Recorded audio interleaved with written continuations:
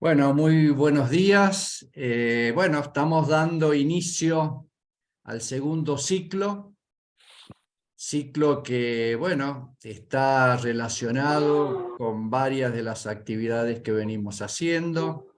Es una actividad del Centro de Pensamiento Crítico Pedro Paz, de la especialización en estudios socioeconómicos latinoamericanos, y también lo hacemos coorganizado con la Facultad de Ciencias Humanas, con el instituto recientemente creado, también con la Facultad de Psicología de la Universidad de San Luis y con el doctorado en Ciencias Sociales de San Juan y la FICIP, la Fundación de Investigaciones Políticas y Sociales. Bueno, sin más, yo le voy a dar la palabra a los coordinadores. Los coordinadores de este ciclo es el profesor Julio Gambina y el profesor Emilio Cebeso.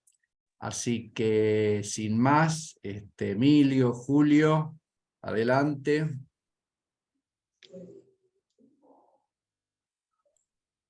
Julio, ¿querés empezar vos?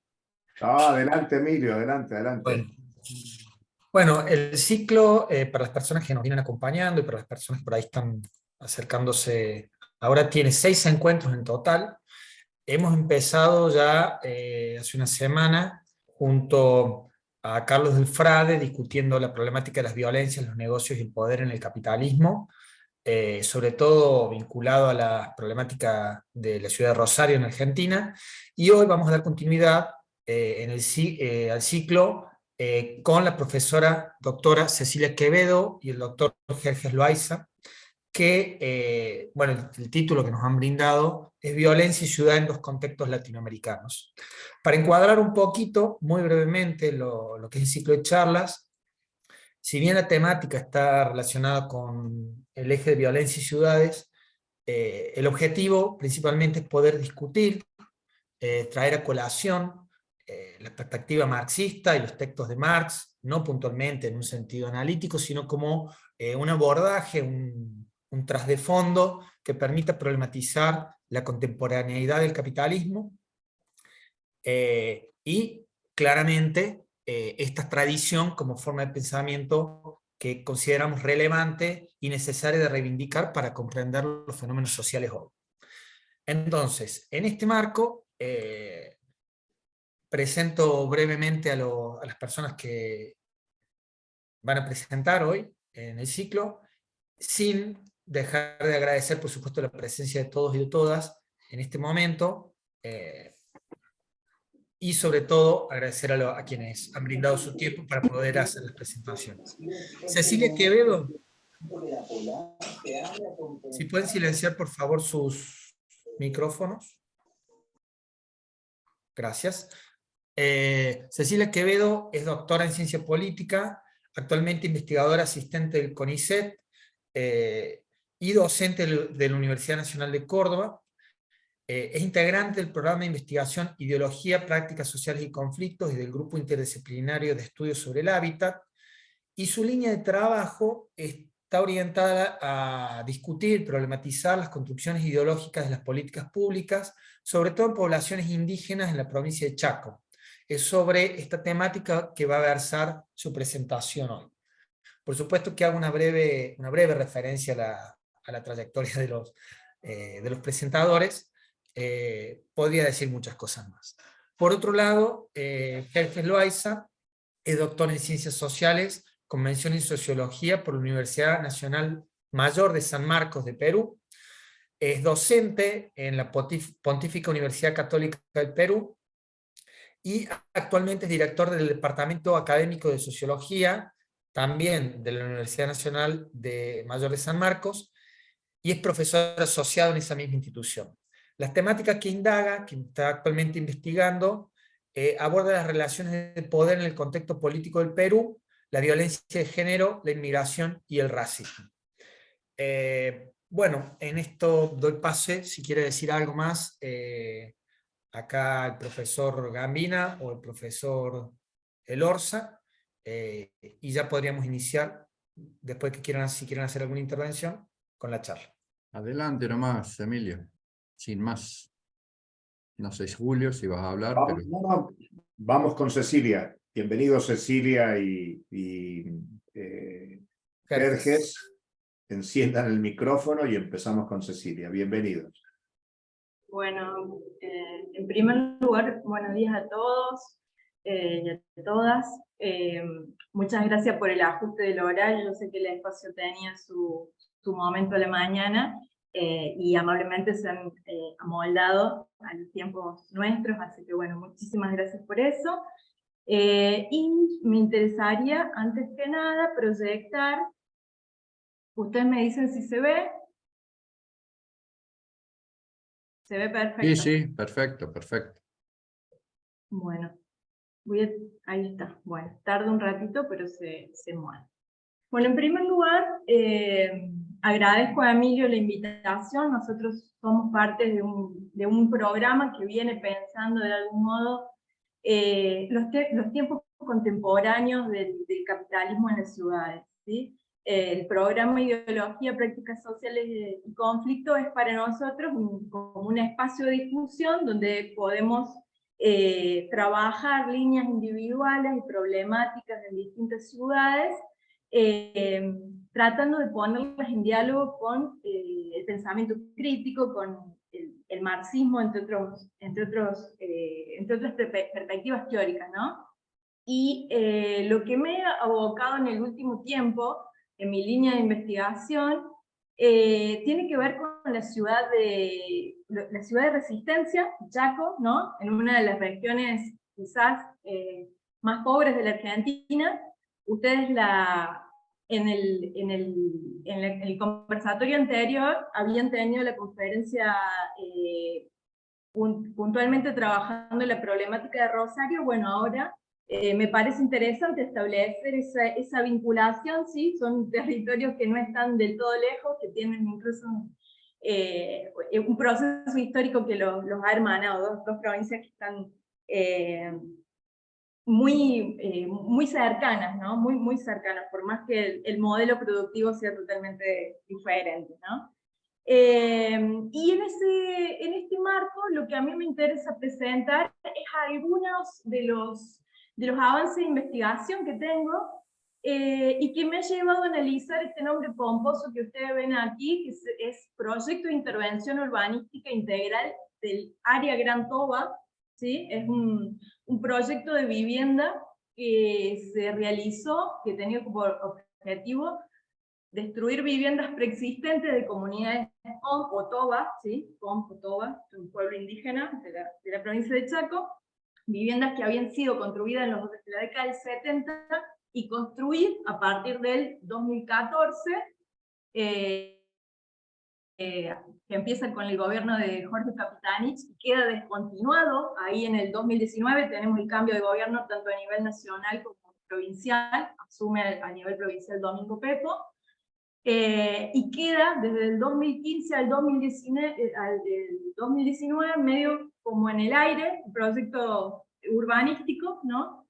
Que implica nada más y nada menos que destruirle la casa a un conjunto de familias indígenas y hacérselas de nuevo, ¿sí?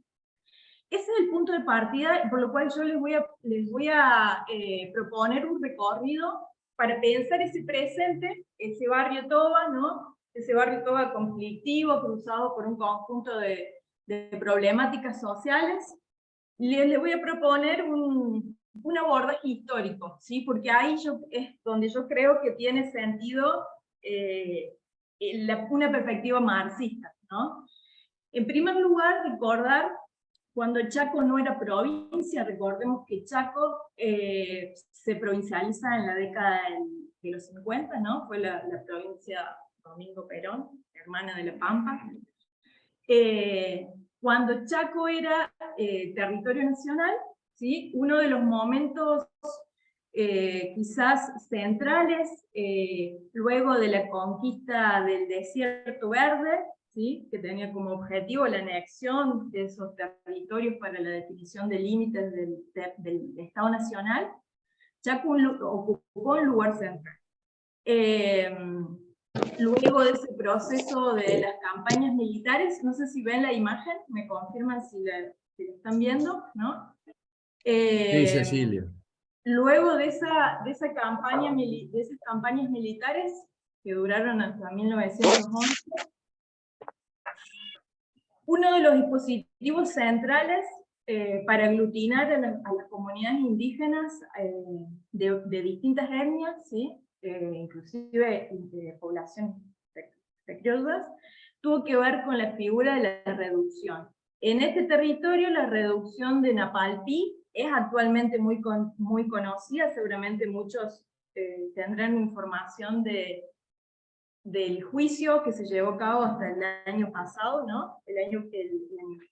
La masacre de Napalpí se lleva a cabo en 1924, el año que viene cumpliría 100 años de aquella masacre, que tuvo como objetivo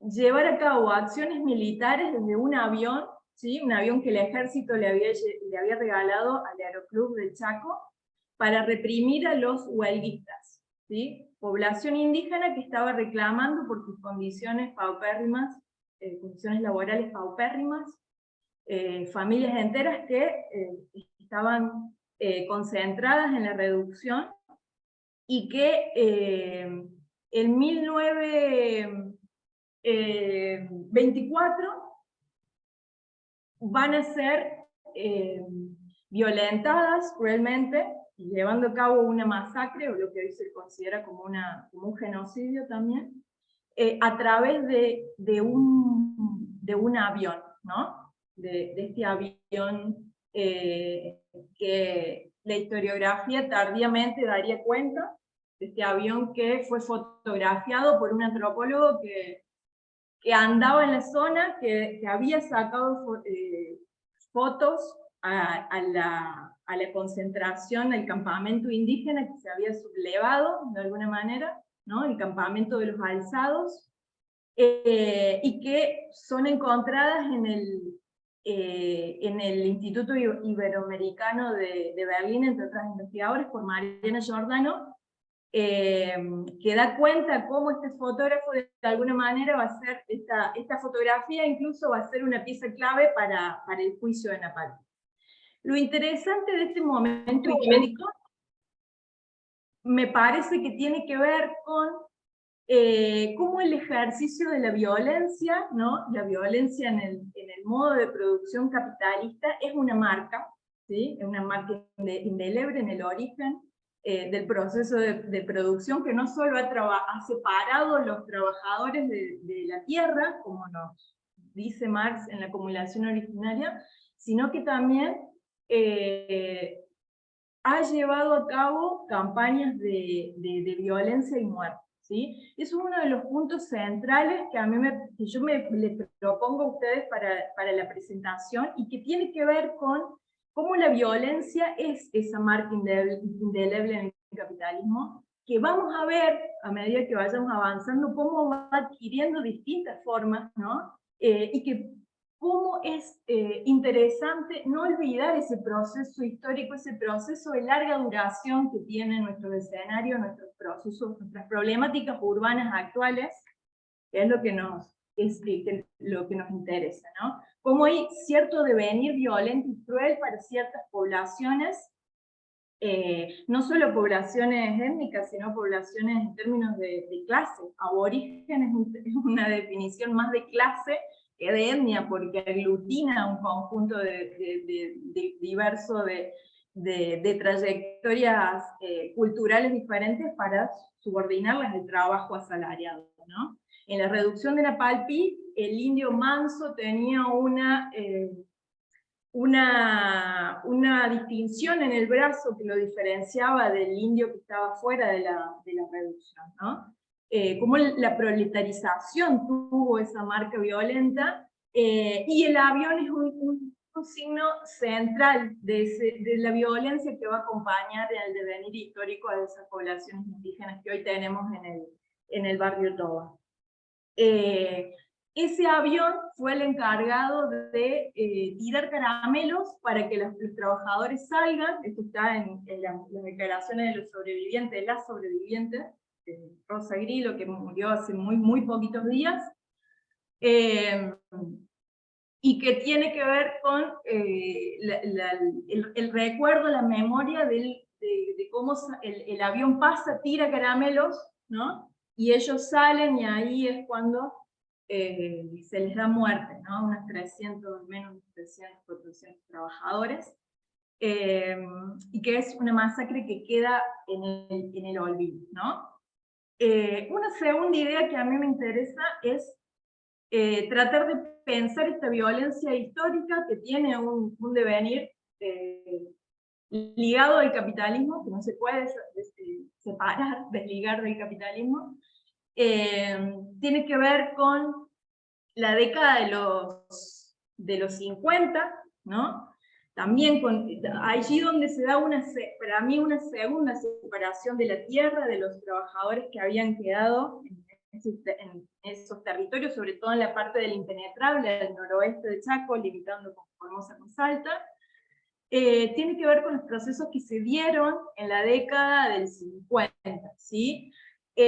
Cuando uno empieza, y cuando uno tiene la intención de historizar cómo surge el barrio Toba en la ciudad de Resistencia, se encuentra con algunos testimonios de antropólogos, también Esther Hermite, hay otra figura central de la antropología que en sus trabajos de campo cuenta que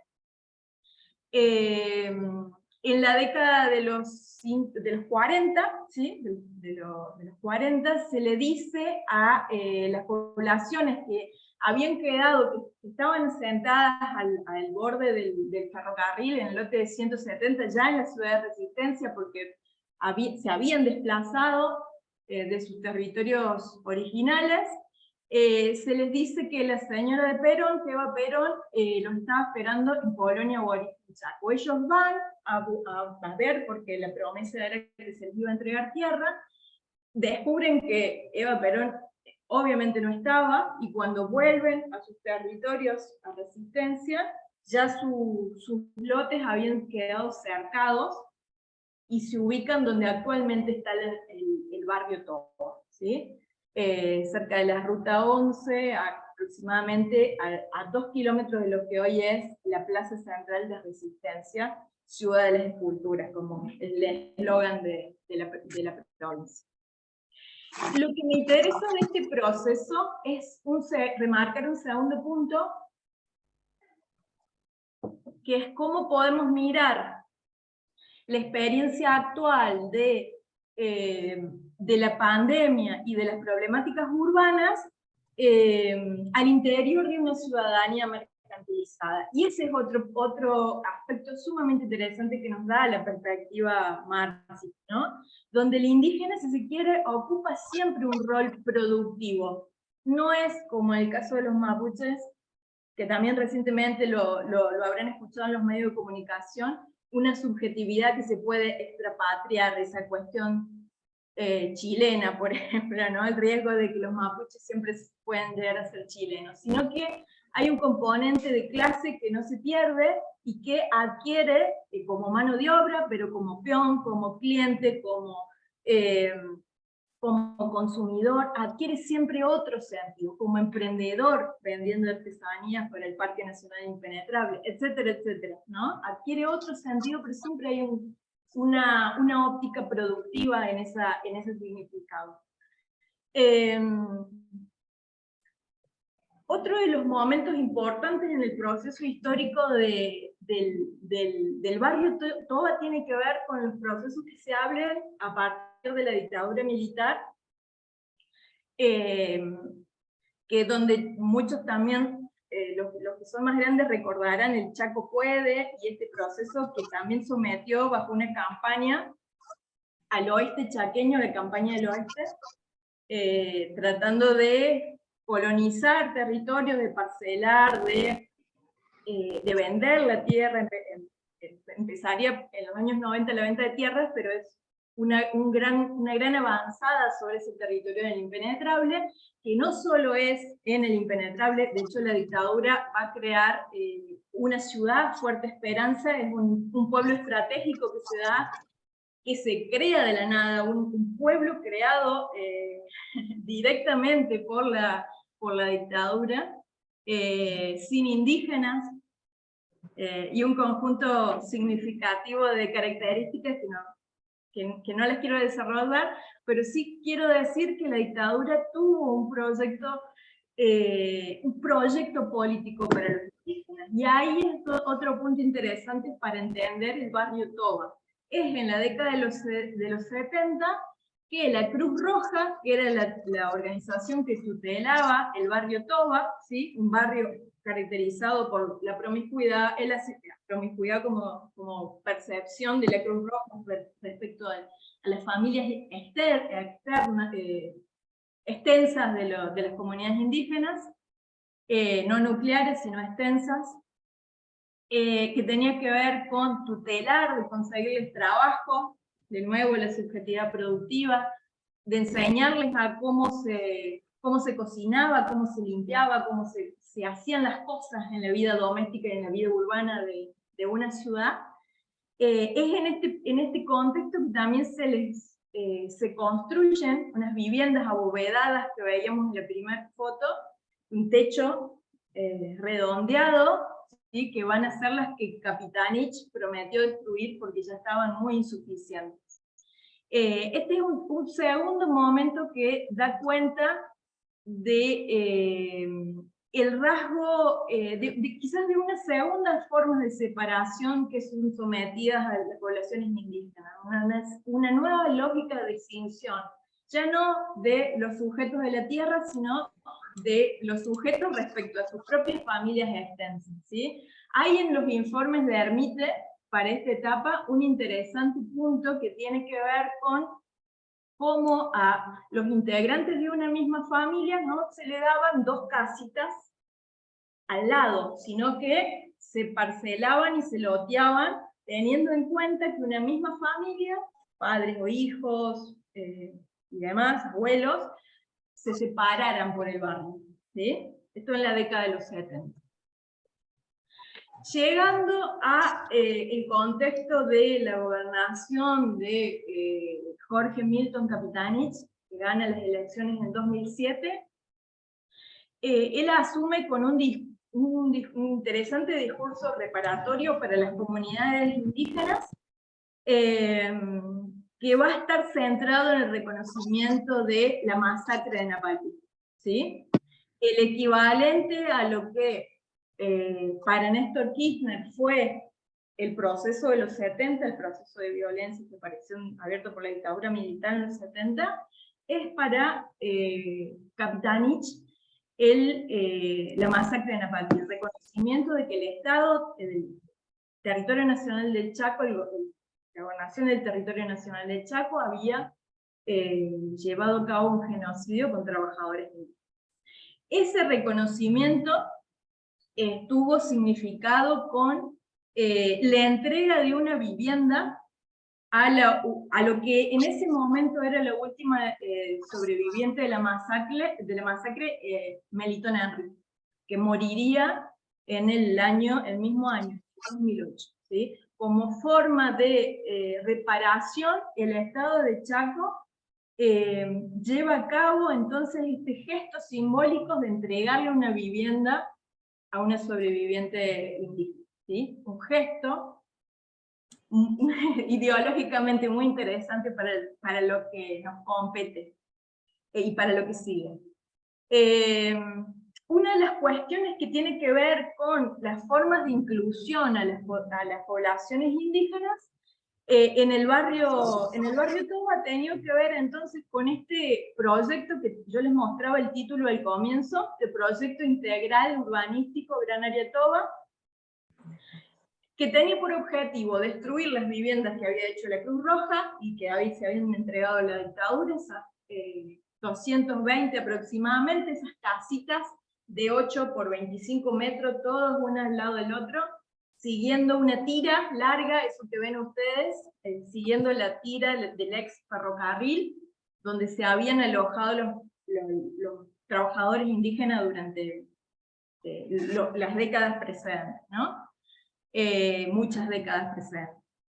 Este plan, este proyecto urbanístico, se pensó en distintos sentidos. Primero porque formaba parte de la reparación histórica, ¿no? de los pueblos indígenas, cómo se repara la violencia y las atrocidades que el Estado mismo ha generado para con las poblaciones subalternas, pero también políticamente, político-partidariamente.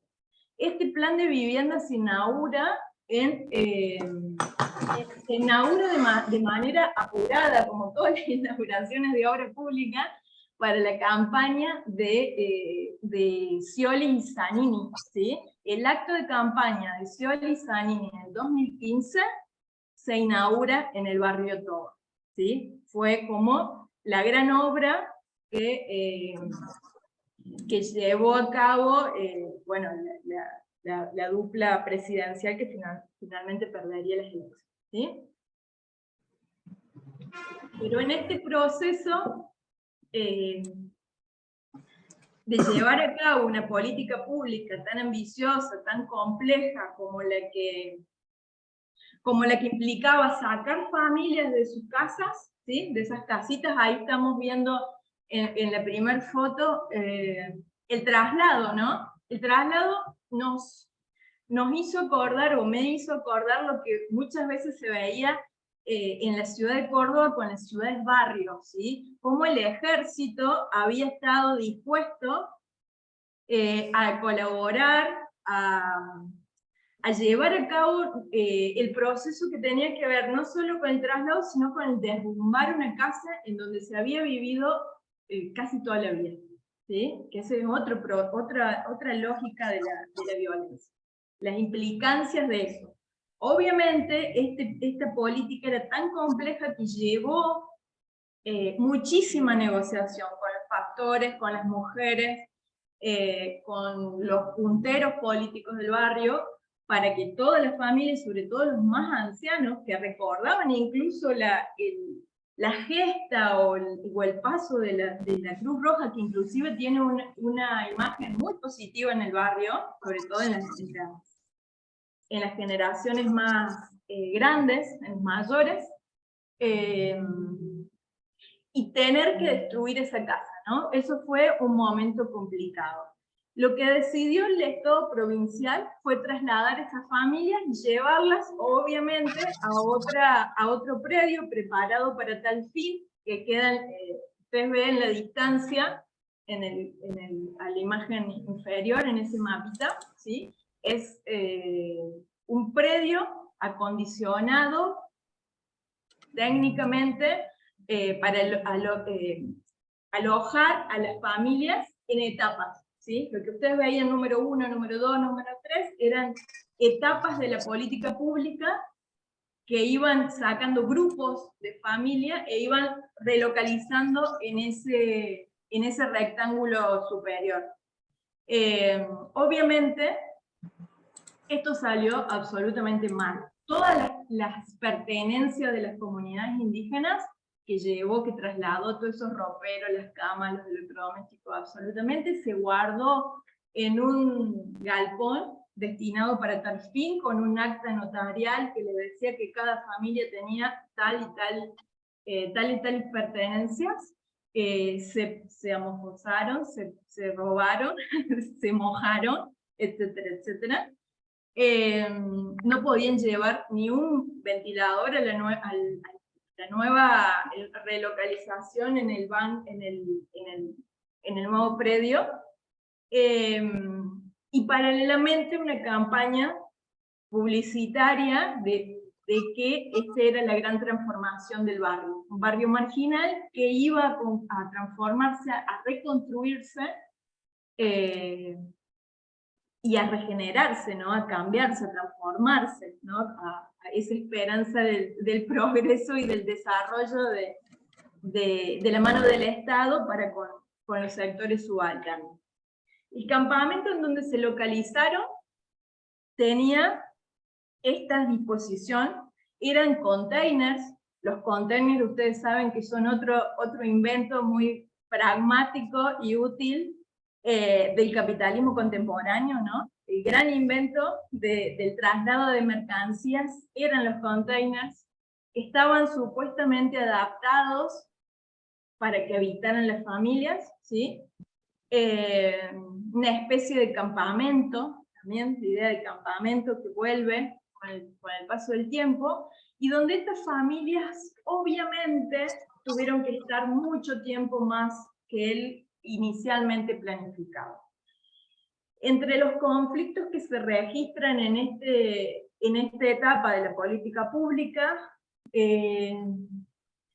una nena muere, Camila Peñalver, por quedar electrocutada, obviamente porque eran instalaciones muy precarias, que el Estado provincial no llevaría a cabo con otros grupos, ¿no? Ni mucho menos con otras clases sociales, ¿no? Eso quiero remarcar esta cuestión desde una perspectiva de clase. Al interior del hacer política pública, del planificar la política de vivienda, no es imaginable una política así para otras clases sociales. Otro de los momentos que son sumamente interesantes, que me parece que abre una tercera puerta y que tiene que ver con, de alguna manera, cómo pensamos territorios tan divergentes en Latinoamérica, digo, por la presencia de Jerjes, teniendo en cuenta este vínculo entre la violencia, el capitalismo y la ciudad, tiene que ver con la observación de nuestro presente y lo que pasó en la pandemia, que hoy ya, a un año, parece como si hubiese pasado muchísimo más tiempo, ¿no? Y así que otro de los objetivos es recordar algunos acontecimientos que vivió este barrio, que ya había vivido tiempo antes viviendo en este container, ¿no? La vigilancia de las prácticas, la regulación de los vínculos, que no pudieron venir familiares, que se firmaran notas o documentos notariales para todo. Ellos ya lo habían vivido en paz, lo venían viviendo, de hecho, al menos durante el origen del barrio, y es aquellas prácticas que también llevó a cabo la Cruz Roja, ¿no? Bueno, la pandemia es significativa en términos de vivienda porque al ponerse en tela de juicio la cuestión del hacinamiento y la vigilancia de las prácticas, ¿no? Del quédate en casa y de que el TOBA era el más peligroso, el COM era el más peligroso porque no sé si recordarán, pero los indios infectados habían circulado por toda la provincia, entonces una de las primeras cuestiones era cercar el barrio todo, ¿no? Pero también a nivel provincial no es casualidad que esa última parte de la política de vivienda que había quedado totalmente desfinanciada se terminara con la asunción de Jorge Capitanich y se finalizara el cuarto sector, que era el que había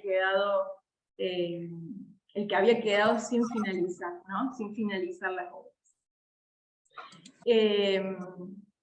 Esta es uno de los dirigentes vecinales, uno de los vecinos del barrio Toba, en una foto que me envía por WhatsApp por esos días, dando cuenta de las maquetas. Las maquetas obviamente siempre son llevadas por el Instituto de Vivienda y son personalizadas, ¿sí? Son un tipo de mercancía singular porque se supone que se amoldan a los tamaños de cada familia. Y ese es otro de los puntos ideológicos bien interesantes. Se supone que la gesta de esta política pública tuvo que ver porque cuando Jorge Capitanich, antes del 2013, que empieza a planificar la vivienda, va al barrio, de sorpresa, entra a una casa y encuentra al menos 25 personas. Sale de ahí, conmovido, y decide, esto lo vamos a tirar y vamos a hacer todo nuevo, ¿no?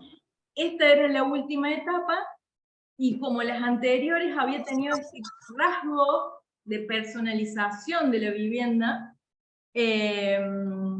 inclusive a los pastores se le había hecho viviendas de 2 pisos, que era totalmente novedoso para un barrio Toba, que es totalmente uniforme, ¿no? Socialmente uniforme. Hay ahora viviendas de 2 pisos, que generalmente son espacios, uno sabe que son espacios utilizados en la planta baja como templo evangélico. Una de las cuestiones que yo creo interesante pensar en nuestro presente y en las perspectivas, desde una perspectiva crítica, en las distintas prácticas que se habilitaron durante el periodo de pandemia, tiene que ver con el control excesivo, ¿no?, a las prácticas y a las formas de hacer de los vecinos. El barrio Toba estuvo en este periodo totalmente vallado,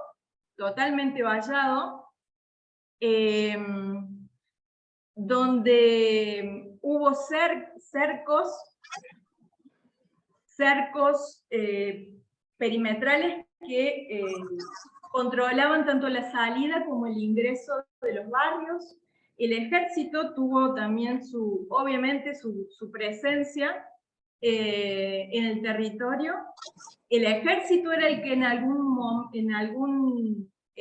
momento el que se encargaba de llevar las raciones para comer y no comer, porque obviamente era un barrio caracterizado por el trabajo informal que se había quedado suspendido. Los trabajadores del barrio que salían a hacer changa, que salían a vender artesanías, muy pocos trabajaban en el ámbito público o eran empleados públicos. Tuvieron que ver restrictivas sus prácticas, ¿no? Y a la vez un conjunto de operativos de controles, asistencia alimentaria, de sanidad, pero la figura de los drones acompaña este proceso, ¿no? La observación y el control aéreo de una máquina de guerra que se utiliza para la regulación poblacional, haciendo quizás un paralelismo con la cuestión del avión que veíamos en la primera parte. Ocupó un rol central, ¿no? Los operativos de asistencia, obviamente que también se caracterizó porque al estar tan mediatizado el barrio, todos los funcionarios visitaron el barrio, funcionarios de primeras y segundas líneas, paralelamente a las distintas dificultades que tenían en términos hospitalarios las poblaciones. Eso llevaría otra conferencia más para desarrollar toda la experiencia que estas poblaciones tuvieron al interior de los hospitales con la pandemia. Es meritoria de otro análisis sobre la crueldad. Una de las cuestiones que estuve revisando al poder preparar la clase fue ver las imágenes y ver cómo yo hice trabajo de campo antes de la pandemia y hice después de la pandemia, ¿no? Una de las cuestiones centrales que me llamó la atención es cómo habían cambiado algunos murales, por ejemplo, ¿no? Este edificio que ustedes ven ahí tiene que ver con la escuela primaria y la escuela secundaria del barrio Toba, que es un lugar emblemático y central en la dinámica comunitaria de ese barrio, ¿no? Si en uno de los grafitis decían odio a la policía, porque obviamente que en ese barrio la presencia de la policía tiene una dinámica represiva y de regulación sumamente marcada, ¿no? Esto también recordar el rol de la policía, que a lo largo del tiempo ha tenido una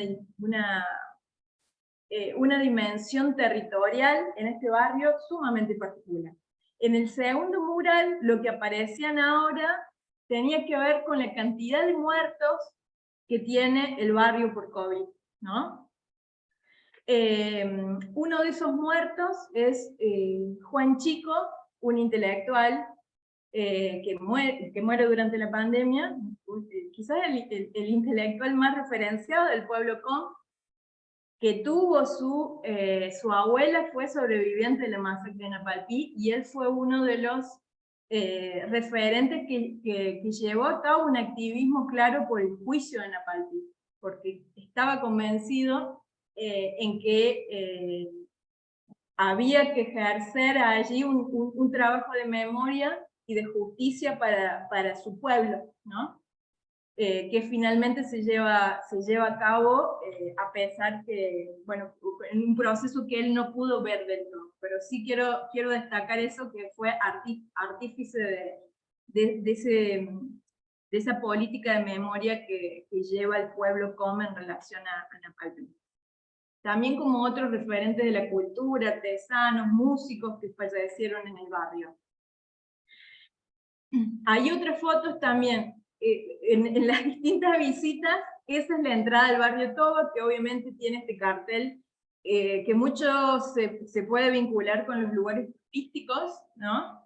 de la Argentina, como tienen ese nombre, ¿no? Como para que las personas se saquen fotos. La inauguración de las casas también tuvo su cartel que dice Toba, ahí en la entrada del barrio, y que cuando uno entra, esta imagen de esa camioneta 4x4 que ustedes ven, son de la policía, ¿sí? Esa presencia constante que no dejó de tener después de la pandemia, y que tenía ya antes de la pandemia, ¿no? Es como un barrio militarizado, ¿sí? Indudablemente militarizado. Y otra de las cuestiones que me parece también para pensar, y en relación a la exposición de Carlos del Frade en el conversatorio anterior, que tenía que ver con la presencia del narcotráfico en nuestras poblaciones, ¿no? Como una de las formas más explícitas de la violencia en estos territorios. Quiero establecer un paralelismo con lo que, bueno, seguramente muchos estuvieron en esa exposición, y dar cuenta cómo en el barrio también es un territorio donde la droga es organizador de prácticas a nivel local, y donde es una de las problemáticas fundamentales, junto con los suicidios de la población más juvenil, ¿sí? Uno de los problemas más graves que atravesaba el barrio, inclusive durante la pandemia hubo suicidios, un barrio que es, como les digo, es una tira donde tiene una calle, casas de un lado y casas del otro. Durante la pandemia hubo suicidios de población joven en el barrio, ¿sí? Y poniéndome a rastrear e identificar esta problemática en los medios, encuentro que obviamente que viene de larga data, ¿sí? Donde hay una vinculación por parte de las organizaciones locales, sobre todo de la Comisión Vecinal del Barrio Toba, por encontrarle la vuelta institucionalmente a este flagelo de la población juvenil, ¿no? En el barrio, y que tiene que ver con políticas que no se llevan a cabo, o políticas que no terminan de comprender la gravedad del vínculo entre el narcotráfico, la droga, el narcomenudeo en este barrio, ¿no?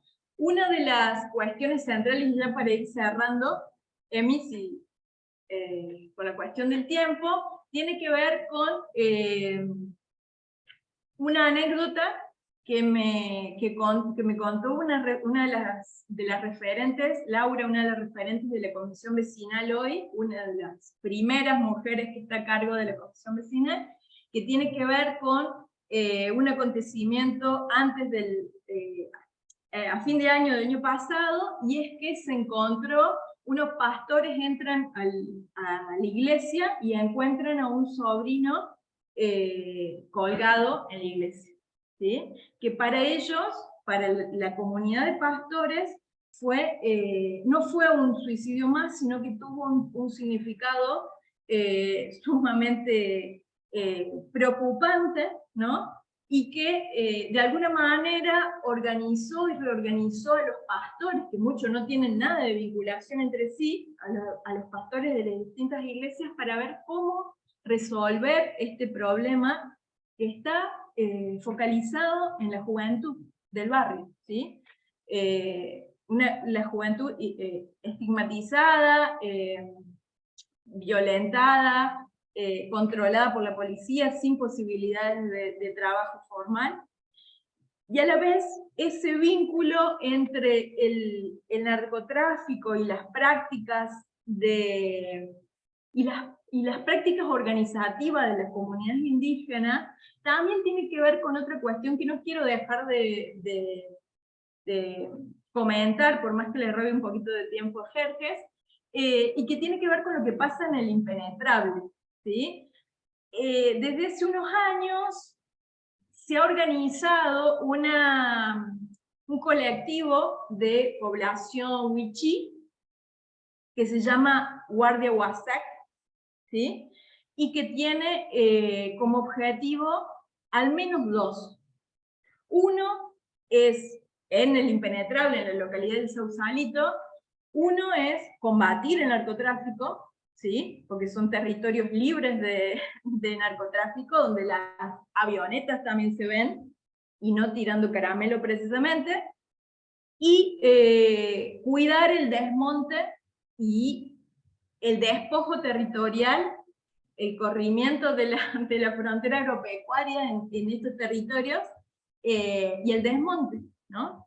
A pesar de la cantidad de parque nacional con un conjunto de hectáreas o de políticas en torno a la ley de bosques y demás, el desmonte es otra de las cuestiones que preocupa a las poblaciones locales, no en resistencia, pero sí en el impenetrable, y que tiene que ver con esta guardia, que también es interesante cómo se ha vinculado con el gobernador Capitanich, porque incluso en un momento los acusó, los denunció por sedición, y ha tenido una relación sumamente violenta, sumamente conflictiva, ¿no?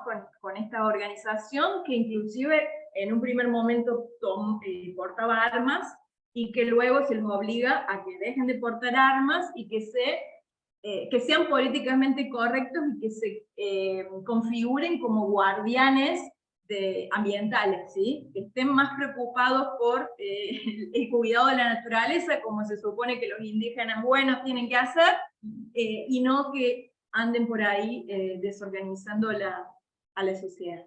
Otra de las cuestiones, y con esto quiero cerrar, tiene que ver también recordando que hoy es el 19 de abril, Día del Indígena Americano, y ha habido en Nueva Población, otra de las localidades, Misión Nueva Pompeya, otra de las localidades impenetrables, hace relativamente poco, otro gran conflicto social que ha tenido a la población indígena como protagonista, ¿sí?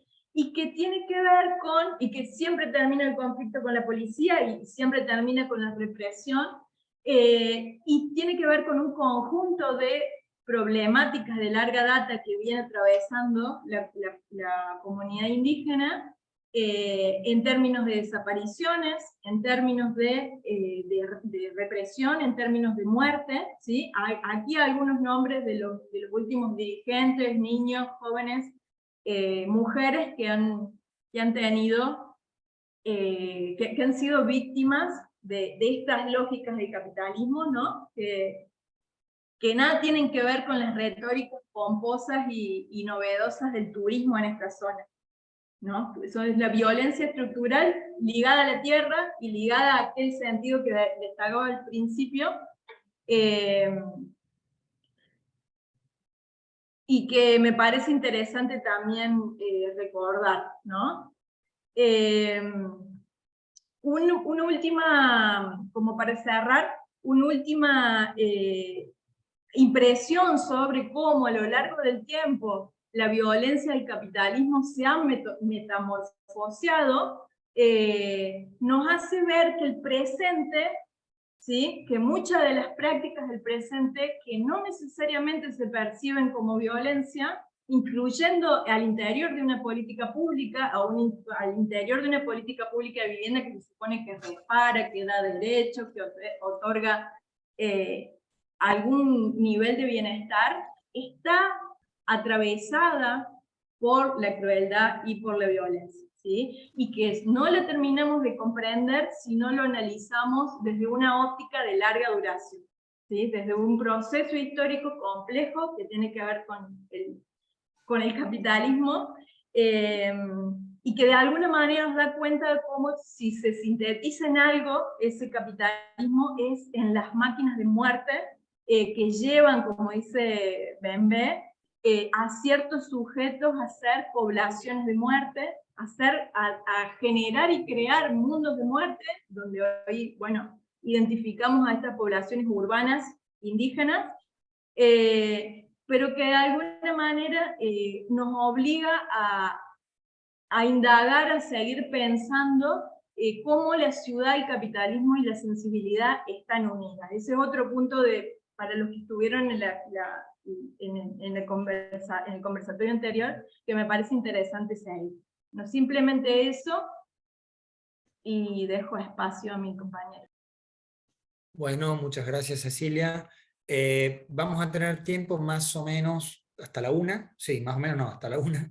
Le dejamos la palabra ahora a Jerjes Loaiza, profesor, cuando usted quiera. Muchas gracias. Muy buenos días acá Perú, buenas tardes, creo ya en Argentina. Voy a probar la cámara.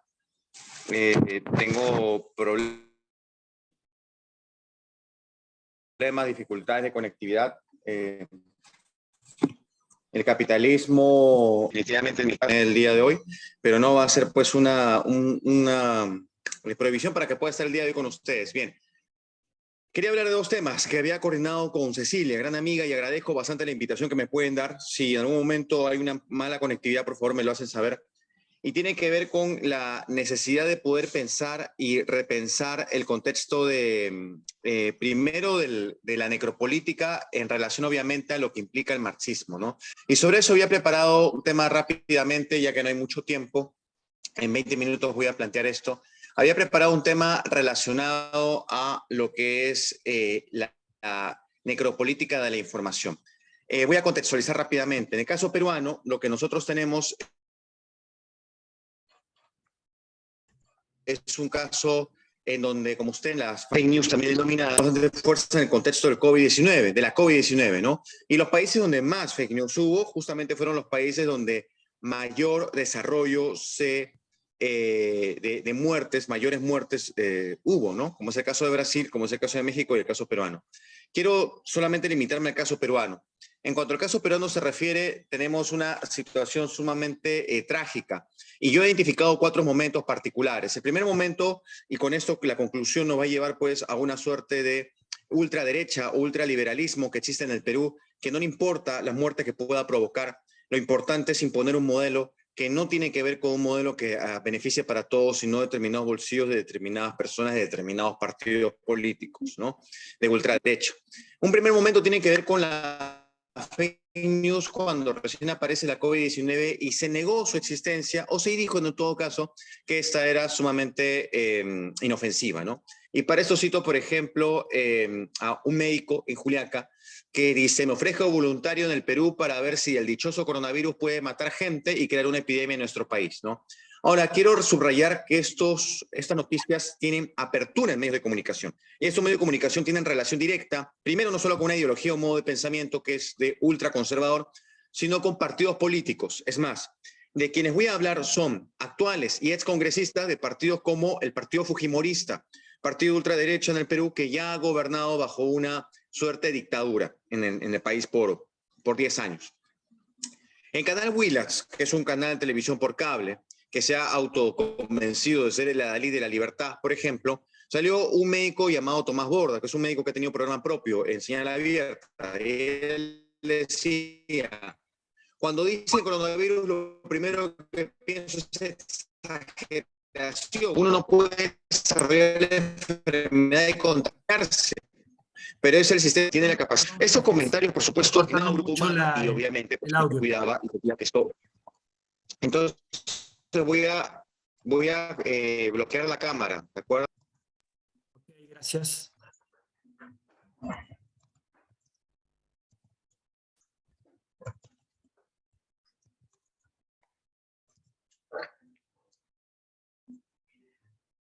A ver. En un momento no te podemos escuchar. No sé qué hice. Un ratito, por favor. ¿Cómo hago esto? Terminado, ¿qué hago?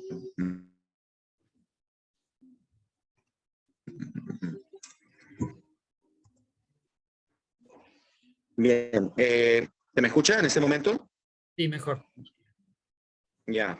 ¿Bloqueo la cámara o, a ver, díganme ustedes, ¿ha habido demasiada interrupción o solamente ha sido por un momento? Por un medio minuto aproximadamente. Ya. Si vuelve a ocurrir, bloqueo la cámara, ¿de acuerdo? Ok, Inmediatamente. entendido. Gracias. Estaba comentando de que son 4 momentos en torno a las fake news. El primer momento tiene que ver con la negación de la existencia de este virus, ¿no? El segundo momento tiene que ver con donde determinados medios de comunicación vinculados no solo con una modo de ideología, sino con partidos políticos determinados que han ocasionado finalmente, como vemos en estos momentos actualmente, la caída de un determinado gobierno y por supuesto las muertes de más de 60 personas, tiene que ver con un momento en donde se dijo que la ivermectina o hidroxicloroquina era capaz de defendernos de la COVID-19. Eso no tendría nada de malo en la medida de que seguramente uno lo consuma y uno se quede en casa, o en todo caso si no tiene la posibilidad de estar en casa porque tiene que trabajar, tenga el cuidado necesario para no contagiarse. Pero no ocurría eso. La población se confiaba demasiado. Y ciudades como Loreto o Chincha, en donde más personas se inocularon ivermectina, son ciudades en las que hubo más contagios y más muertes. Quiero destacar esto. La falsa esperanza, en todo caso la confianza, una supuesta cura, terminó matando más personas. ¿Quiénes son los responsables? Los medios de comunicación. Y por ejemplo, Radio Exitosa, una radio famosa a nivel nacional, mediante el gerente del laboratorio de Farber, dijo que no hay peligro de usar la ivermectina y que es como un chaleco antibalas, ¿no? Y que podría cubrirte hasta por 30 días de la enfermedad. En otro medio de comunicación, la industria, en Trujillo, Gustavo Helera, médico, señaló que en Chanchamayo habían apagado el foco infeccioso donde empezó la pandemia en la capital y luego en la Policía Nacional, y lo están apagando en todo el Perú. Nuevamente, un engaño, ¿no? Eso también sucede en distintas partes del Perú. Por ejemplo, en Chincha había personas que tenían una suerte de caravanas y decían, se invita a que se escuche recibir gratuitamente ivermectina, ¿no? Y a los vecinos que sí creen. Y esto hizo que se formen colas y que incluso inocularan a los pequeños niños, ¿no? Otro caso está, por ejemplo, en Loreto, que ya lo dije, ¿no? Donde 5.000 personas se suministraron y, por supuesto, hubo una gran incidencia de contagios y muertes. En el caso de Trujillo, el alcalde, por ejemplo, de Moche, llegó a decir que el dióxido de cloro, además de protector, resolvía problemas de erección sexual. Me dicen que tenía problemas antes de erección y ahora recuperó mi potencia sexual, señalaba, ¿no? Como queriendo parecer de repente un tanto Bolsonaro, que habla mucho de estos temas, ¿no? El tercer momento tiene que ver con la respuesta negativa, ya no a la existencia de la COVID o la ivermectina, sino tiene que ver con la respuesta negativa a una particular vacuna, Sinopharm. Fue la vacuna que llegó al Perú inicialmente, y esta vacuna llegó de la mano de Francisco Sagasti. El éxito de vacunar a la población de Sagasti era un golpe contra los partidos que querían sacarlo, principalmente el partido fujimorista y otros partidos de derecha, ¿no? Que en realidad son la misma cosa porque se intercambian de partido, pero todos piden lo mismo y se unen para tomar decisiones. Los medios de comunicación, nuevamente, vuelvo a repetir, el canal Willax desestimó la eficacia de esta vacuna. Beto Ortiz, un periodista famoso a nivel nacional, llegó a decir que tenía una eficacia solo del 11 al 33%. Tuvo una mala lectura de lo que era la vacuna, y esta mala lectura convenció a muchos de que no era eficaz.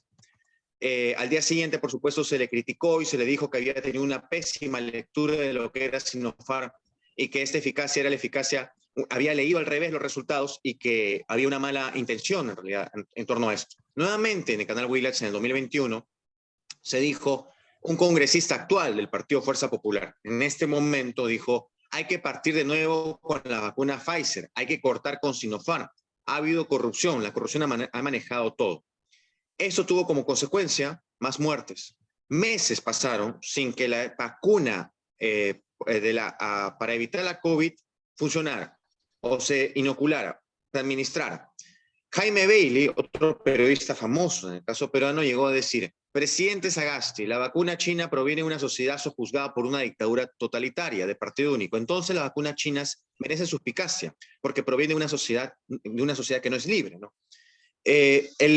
O sea, hay muchos casos. El diario Express, un diario de ultraderecha también, llegó a decir cuáles son los 73 efectos adversos de la vacuna Sinopharm, ¿no?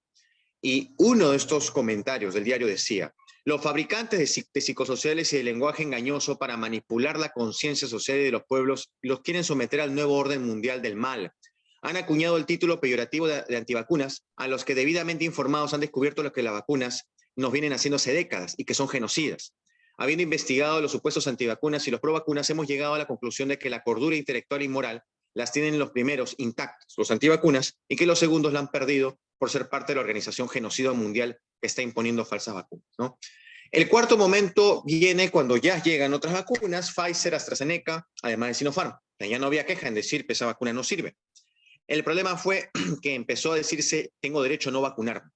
Y con esto voy a acabar esta primera parte, rápidamente, tengo poco tiempo. Y se empezaron a desarrollar vacunatones en todo el Perú, ¿no? O sea, para que pueda finalmente haber la posibilidad de vacunarse, ¿no? No había ningún problema. Pero empezó a decirse que la vacuna era peligrosa porque estaba alterando tu ADN o que habían chips de control humano, inclusive, ¿no? Excongresista, nuevamente, Fuerza Popular, Chagua, llegó a decir que no nos engañemos, hermanos, nos están haciendo daño, están matando a la población. El objetivo de vacunarte es matarte. ¿Por qué hacen esto? Menos vacunas, más víctimas, más muertes y puedo golpear al gobierno de turno, ¿cierto? Beatriz Mejía, una defensora, abogada defensora del movimiento antivacuna, llegó a decir que había una vulneración contra los derechos, ¿no? Una vacuna, y dice ella, que solamente garantiza protección y no inmunidad, es un atentado por donde se vea. O sea, llegó a desnaturalizarse incluso el objetivo de la vacuna, ¿no? El diario Expreso y el diario Willax por un gran tiempo empezaron a dinamitar contra el uso de vacunas, convencían a la población de que no se vacune, ¿no? Se llegó a hablar de los antivacunas como una organización mundial por la vida y se empezaron a repartir una serie de volantes y caravanas en contra de la vacuna que decían, ¿quieres morir vacunado? Salva tu vida, no te vacunes. ¿Sabes por qué? Más de 20.000 muertos por las vacunas hay en el mundo. ¿Morirás como un esclavo o lucharás por tu libertad? Recuerda que para que triunfe el mal, solo es necesario que los buenos no hagan nada. Medios de comunicación como Radio Los Andes, de Villa El Salvador, Distrito Popular de Lima, Grupo Máxima Radio, TV Cañete, TVO en Piura y muchos otros más, tengo una lista larga, fueron parte de esta suerte de desinformación. Termino esta parte en donde uno de ellos llegó a decir, estoy dispuesto a perder la vida por no vacunarme. Es la necropolítica. Convencer a la población de que esté dispuesta a morir para no vacunarse es la necropolítica, ¿no?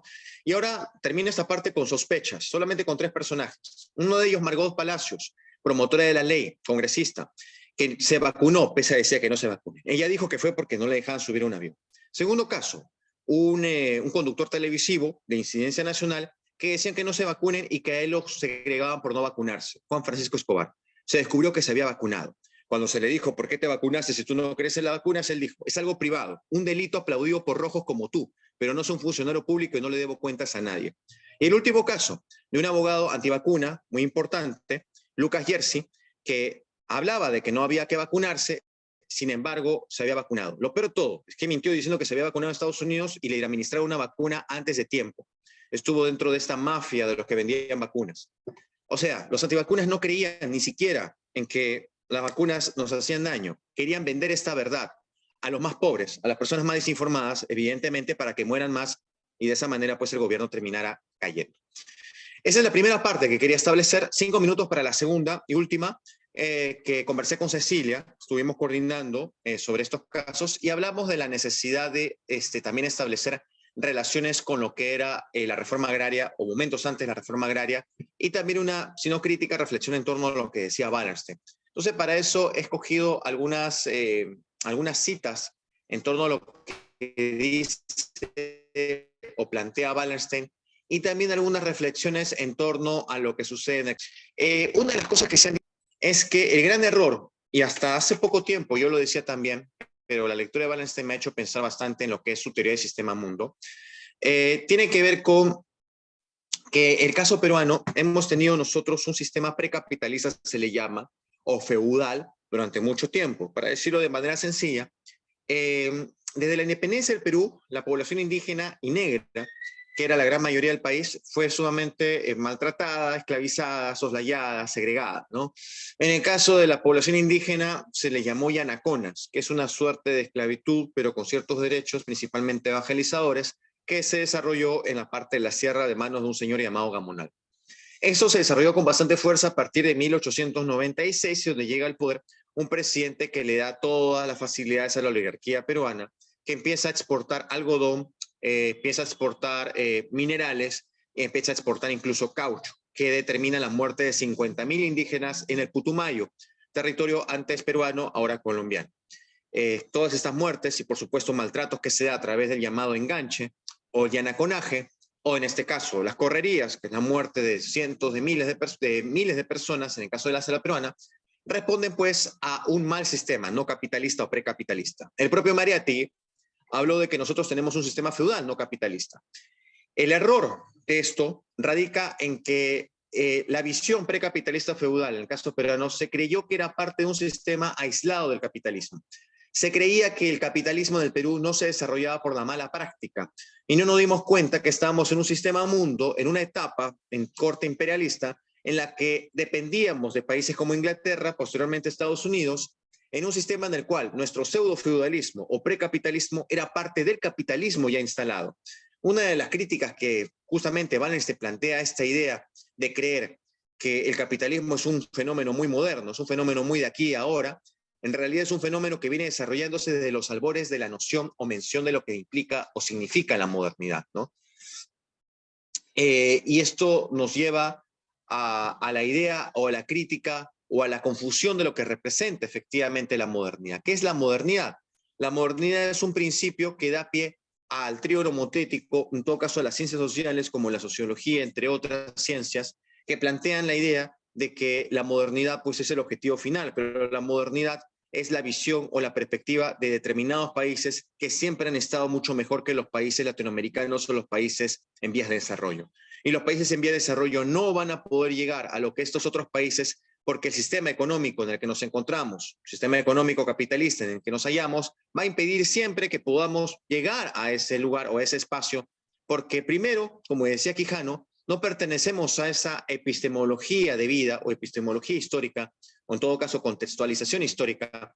Y en segundo lugar, porque esos países dependen de nuestro atraso, dependen de nuestras crisis económicas y en términos generales dependen de la explotación con la que se someten a los trabajadores, trabajadoras, mujeres, niños, y en términos generales a través de una serie de pensamientos o formas de pensar en torno a la modernidad que nos hacen creer que algún día llegaremos a ello, ¿no? Creo que es la principal crítica de la que quería hablar. Hablar en torno histórico de lo que representó el Perú en esos años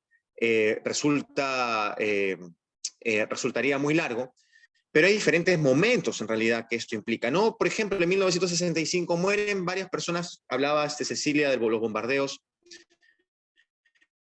Hubo dos momentos que yo recuerdo bastante bien. 1932, cuando Trujillo es bombardeado por el presidente Sánchez Cerro para acabar con los apristas, ¿no? Una población, que es un grupo político que estaba a favor de la clase obrera. O 1965, cuando un paladín de la democracia, el día de hoy reconocido como tal, Fernando Belaúnde Terry, bombardea a una población indígena de la selva peruana por defender la naturaleza o defender o impedir la tala de árboles, ¿no? Entonces, el modo en que el capitalismo se ha desarrollado no es algo muy actual. Nosotros creemos que el capitalismo tiene una cara buena, y que esta cara buena llegará al momento en que todos nos esforcemos conjuntamente. Eso es falso. El capitalismo ya ha venido desarrollándose desde incluso antes de la presencia de la República en el Perú, desde la época virreinal, desde el siglo, para ser exactos, XVII. Y esto lo plantea bien Wallenstein en su libro El moderno sistema mundial, en sus 3 tomos, ¿no? Termino entonces con esta relación entre necropolítica y crítica al capitalismo, tratando de establecer la cita de Bembe, de quien también habló Cecilia, ¿no? Hacer morir y dejar vivir se ha convertido en la nueva forma de control, desestructurando los límites entre la vida y la muerte en un mundo moderno mercantilizado en el que se reifica el cuerpo. Y más aún, como dice la cita de Bembe, hay una precariedad de miles de parias que ocupan los márgenes de la sociedad, invisibles al habitar no lugares como hospicios, calles, en manos del necropoder. El necropoder se desarrolla entonces, es una forma de desarrollo del capitalismo, pero en esas otras zonas como el África o Latinoamérica, en donde no podemos ver hacia el capitalismo como una posibilidad, porque mientras ese exista, vamos a seguir subyugados bajo una suerte de telaraña mental o fantasía imposible, que es pues la modernidad.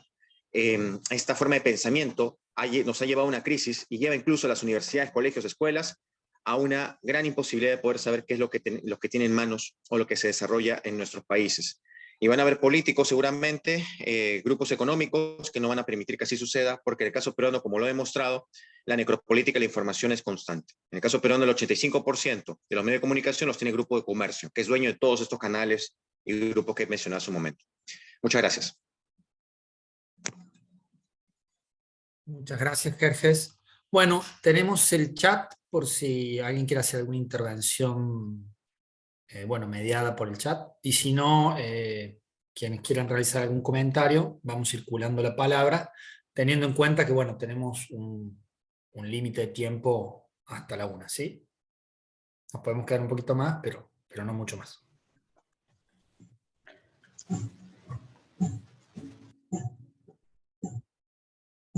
Emilio, si no hay nadie pidiendo la palabra.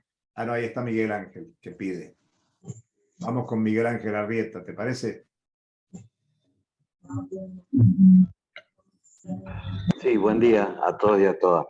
Me quedé muy conmocionado con la cantidad de conceptos que nos acercó Cecilia y me permitió establecer comparaciones con otras políticas públicas de vivienda desarrollado en estos últimos periodos y que tienen muchas de estas características y de estos enfoques ideológicos que son fuertemente clasistas. La verdad que muy buena la investigación, la saludo, considero que son aportes muy, muy buenos y pongo un ejemplo que fueron las políticas de vivienda que se llevaron adelante también en la provincia de San Juan, que realizaron un traslado, comunidades que estaban en los alrededores de la zona céntrica, que se habían transformado en zonas urbanas marginales y que muchas de las características que ella menciona en el traslado de estas comunidades se vivenciaron de la misma forma y con muchos actores intervinientes que se repiten. Policías, camiones los camiones de recolectores de residuos, que son los que se encargaban de trasladar los muebles desde los asentamientos hasta las nuevas viviendas, la destrucción total de esos asentamientos, de esas viviendas precarias, que estaban muchas de ellas desde los años de los 70, la destrucción total, o sea, pasarle con las máquinas de vialidad provincial por encima, el traslado en los camiones de la basura de los muebles de la familia y de sus pertenencias, y la llegada a estos lugares donde, bueno, se los volvía a ubicar como un gueto detrás de un plan que para el caso de la provincia de San Juan consistía en nutrir 2 circuitos electorales que tenían poca población y que hoy son los que definen el esquema electoral. Son los 2 circuitos electorales que aseguran el 70% de votos del oficialismo provincial. Hacer esa pequeña comparación y decir que estuvo muy excelente la intervención y que brindó muchos conceptos para poder ampliar los análisis que se pueden hacer de estas políticas públicas. Muchas gracias. Gracias, Miguel. Aprovecho a leer un par de comentarios que están en el chat, que van, algunos solamente porque están en la misma dirección. Excelente exposición de Cecilia, fuertemente documentada, mereció agradecimiento por su presencia en este ciclo, de parte de Constante Patiño. Alfredo Salmerón dice: de gran relevancia social los temas abordados tanto por Cecilia como por Jerjes. A los latinoamericanos nos hermanan, entre otras cosas, las terribles formas de violencia sutiles o brutales que el capitalismo nos ha venido imponiendo históricamente, destacando los ejercicios sobre los pueblos indígenas. Nancy Echar dice: estamos viendo diferentes expresiones de la violencia capitalista utilizadas por la dominación. Constante Patiño dice: coincido con la lectura que hace Jerjes, en particular con aquello del llamado Estado prefeudal, cuando es una etapa aparte, producto necesario del capitalismo. Argentina también tuvo experiencias de la postura antivacuna, hasta un caso judicial llevado encabezado por Elisa Carrió, que también se vacunó.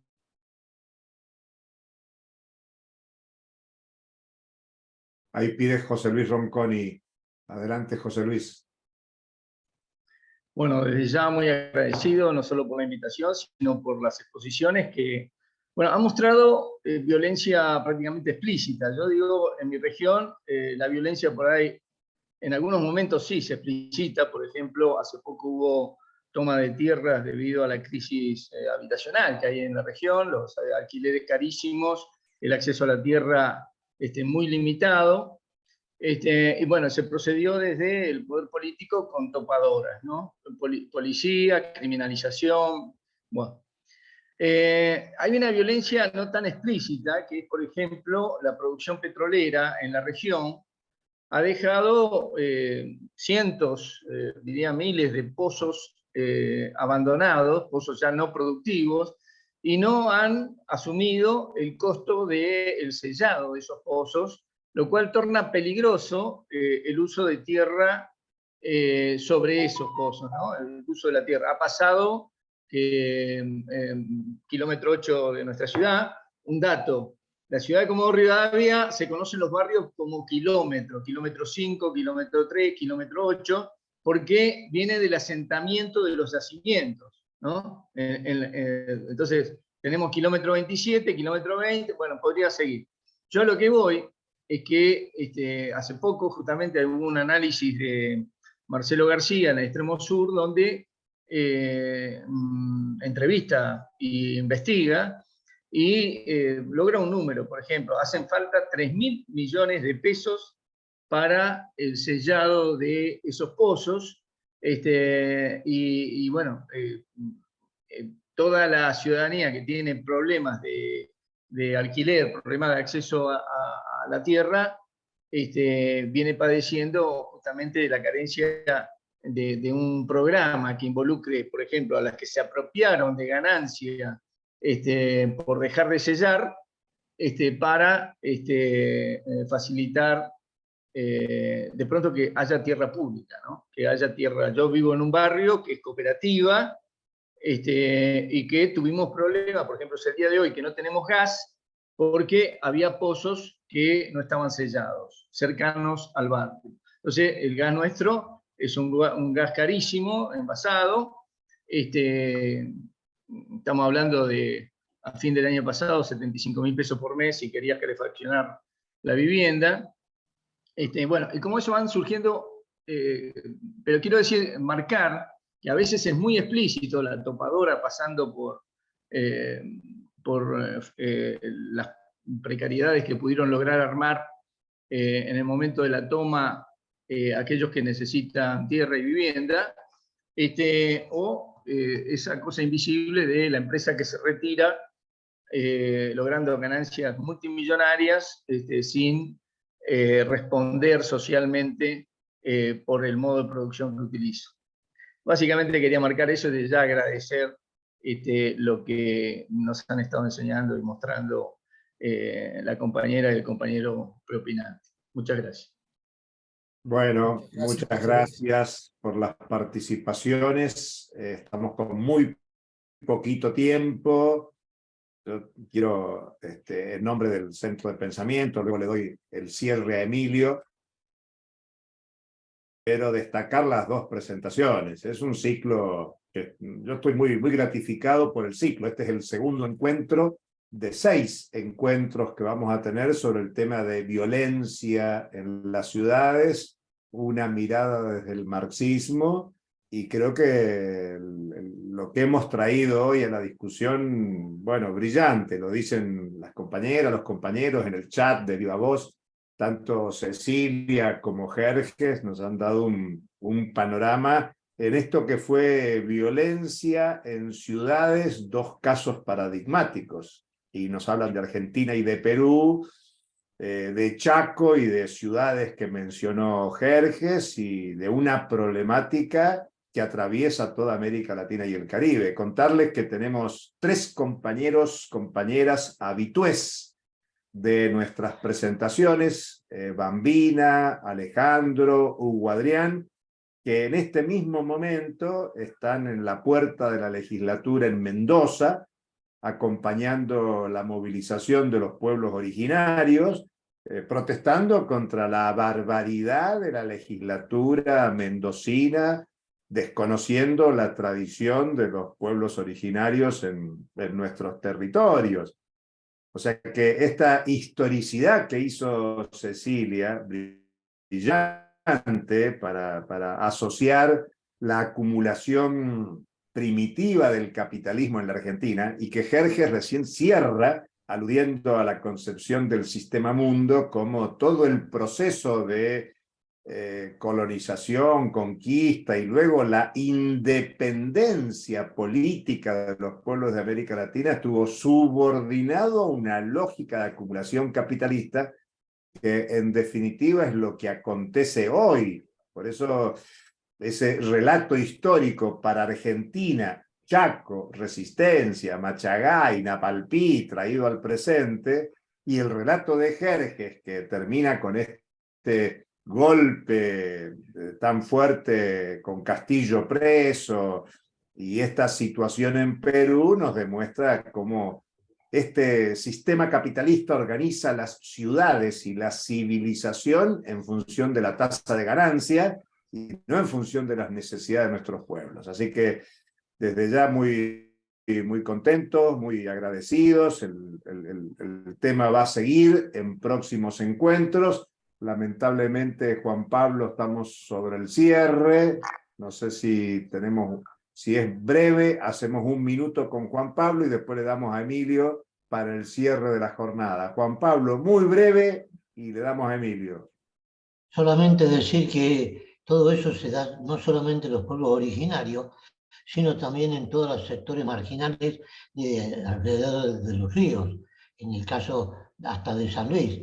Y en el caso de Córdoba, cuando creo que se sacó eso que estaba, el barrio que estaba sobre la Vélez Sarsfield y se llevó hacia otros lugares, erradicando a todo lo que tenían su manera de vivir en un lugar. Eso solamente. Gracias, Juan Pablo, y le damos a Emilio para cerrar la jornada. Sí, solamente agradecer sinceramente las exposiciones, por el tiempo brindado, por la participación, la presencia de todas las personas que están hoy presentes, y recordar que seguiríamos la semana que viene con el ciclo, martes 25 de abril a las 10 de la mañana, el profesor Javier Cristiano va a presentar bajo el siguiente título su exposición: El capitalismo y la violencia sobre el tiempo. Así que bueno, quienes puedan, quienes les interese, los esperamos acá. Y nuevamente, muchas gracias por acompañarnos.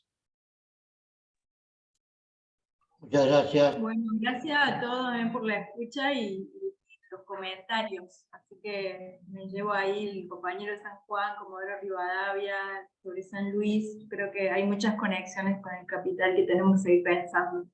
El despojo constante en los distintos territorios. O sea, todo tiene aire de familia, todo se parece mucho, así que bienvenidos sean estos espacios. Saludos. Y gracias por la invitación. Gracias a todos. Adiós, gente. Muchas gracias.